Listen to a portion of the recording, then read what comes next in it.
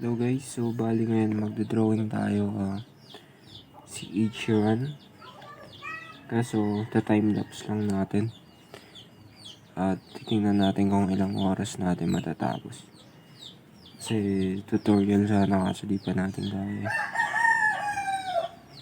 Chicken! So yun, bali start na tayo.